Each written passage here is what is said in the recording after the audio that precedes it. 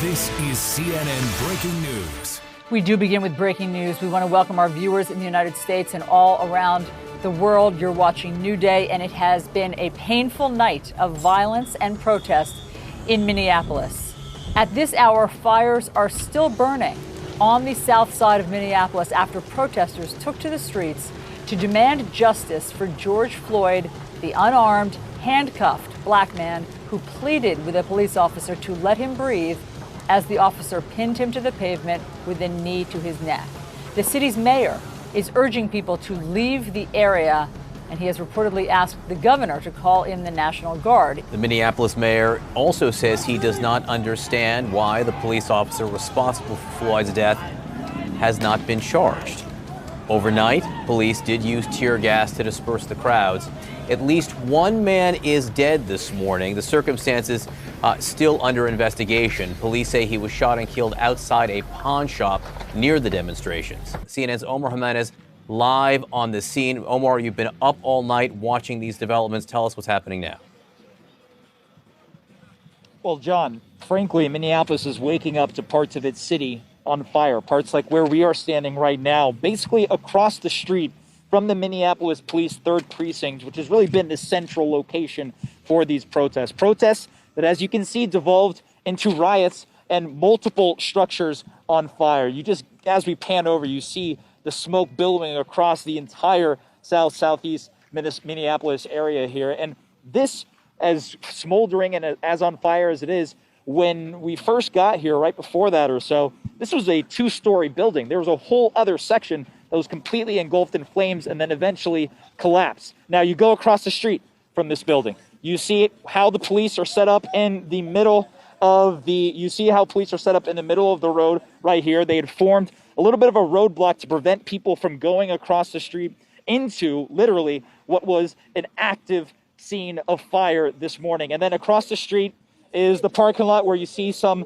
grocery stores that have been looted. And again, this is what happened as the protests began, largely peaceful in at least 2 locations across this city, and then devolved into riots. Now you go into the central reason that we are seeing these protests. It is for the death of George Floyd, but also how that death unfolded. We have seen that while the officers were fired pretty quickly, the 4 officers involved within 24 hours of this happening, the family says they want more than that. And that is a mentality that we have seen echoed throughout the protesters. We have seen the mayor of Minneapolis chime in on that as well, saying that these officers needs to be charged, and at least the arresting one, he does not understand why that officer is not behind bars. We do know the investigation is still playing out at the FBI level, at the state level and beyond, trying to gather all the facts.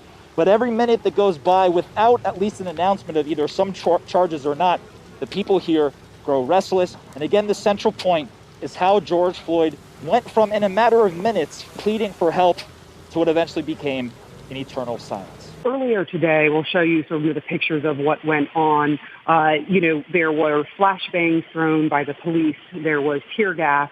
That was in reaction to water bottles being thrown at police, and then eventually firecrackers at the police precinct, as well as eventually folks throwing things and breaking the windows, some of the windows of the precinct. But police responded in force. They came out, flanked the entire side of their precinct, and you saw chaos just erupt. People were running. There was, it looked like the same picture, as I have covered protests around the world, the same picture that we saw, for example, in the early days in Ferguson, although there were not the military-style vehicles that were used in that particular protest. Instead, what you saw is protesters, for example, moving things like huge garbage cans into the way, police walking in a line trying to push people back, and that constant back and forth between police and protesters. A lot of the protesters with their hands up. That's just become, the chant in the United States, the hands up, don't shoot.